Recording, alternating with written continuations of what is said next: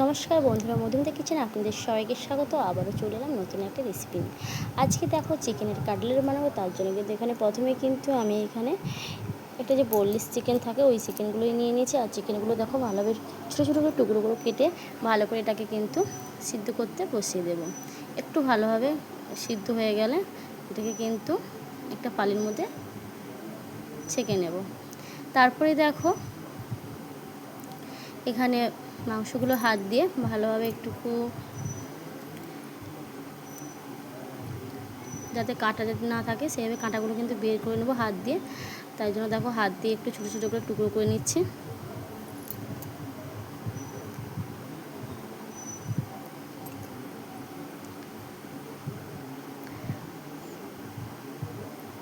দেখো তারপরে এখানে আলু সিদ্ধ দিয়ে দিলাম, ধনেপাতা,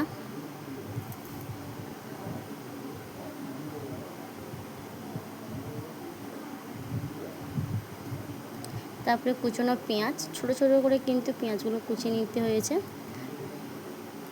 তারপরে দেখো রসুন কুচি, সব একসঙ্গে দিয়ে এটাকে কিন্তু এবার ভালোভাবে মেখে নেব।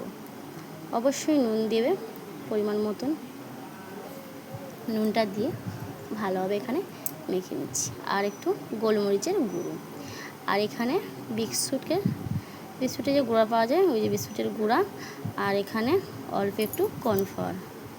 তারপরে ভালোভাবে একসঙ্গে মাখিয়ে একটু হাত দিয়ে করে নিতে হবে। দেখো আবারও একটু লেগেছে, তাই জন্য আবারও বিস্কুটের গুঁড়োটা দিয়ে কিন্তু পুরোটা করে নিতে হচ্ছে। একেবারে বিস্কুটের গুঁড়োটা না দিয়ে অল্প অল্প দিয়ে কিন্তু ঠিক হচ্ছে নাকি দেখে নিতে হবে।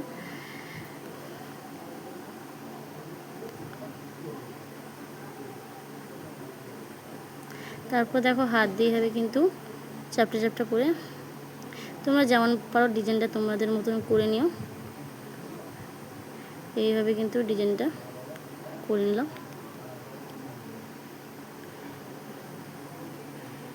যদিও আমি করিনি, আমার জামাইবাবু করেছে, আমি জাস্ট একটু হেল্প করে দিয়েছি আর ক্যামেরা ধরছি। তারপর এইভাবে কিন্তু হাত দিয়ে সবগুলোই কিন্তু একইভাবে করে নিতে হবে।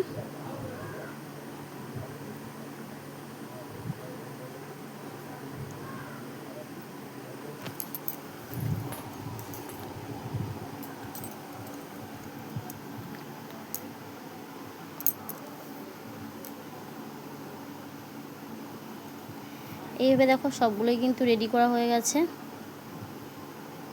আর কার কার চিকেন কাটলেট খেতে ভালো লাগে অবশ্যই কমেন্ট করে জানাবে। তারপর দেখো এখানে কর্নফ্লাওয়ারের জলটা আমি গুলে নিচ্ছি।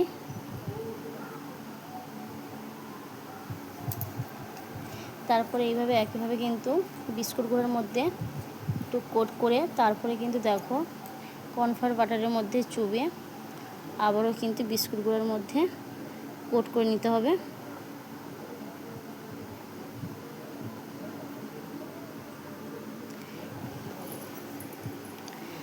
একইভাবে করে কিন্তু আবার রেখে দেওয়ার পর আবার কিন্তু ডবল কোট করে নিতে হবে। কিন্তু এগুলো ডবল কোট না করলে কিন্তু ভালো ভাজা হবে না। আর কাটলেট জিনিসটাই কিন্তু ডবল বার কিন্তু কোট করে নিতে হয়। আর আমার রান্না তোমাদের কেমন লাগে অবশ্যই কমেন্ট করে জানাবে।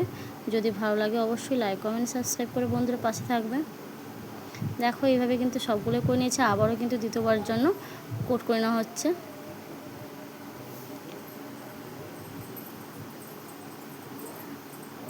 এইভাবে কিন্তু সবগুলো কিন্তু দ্বিতীয়বার করে কোট করে নেব। তারপর দেখো কড়ার মধ্যে তেলও বসিয়ে দিয়েছি, আর তেলও এদিকে গরম হচ্ছে।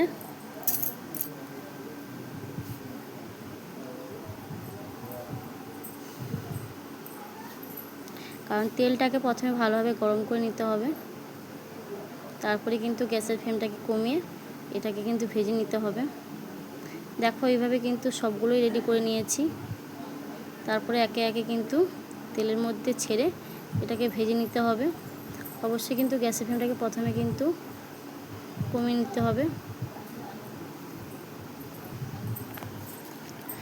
আর হালকা আছে কিন্তু এটাকে ভালো করে ভেজে নিতে হবে প্রথমে, নাহলে বাইরের পাশ পুড়ে যাবে, ভিতরে কিন্তু কাঁচা থেকে যাবে, ভালো লাগবে না।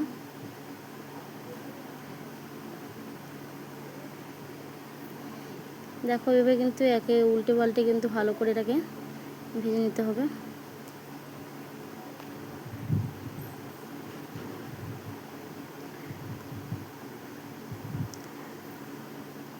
দেখো আমার কিন্তু ভাজা হয়ে গেছে, এবার তোমাদের নামিয়ে দেখাবো। আবারও পরবর্তী ভিডিও তোমাদের সঙ্গে দেখা হবে।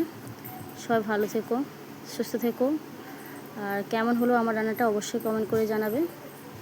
টাটা বন্ধুরা।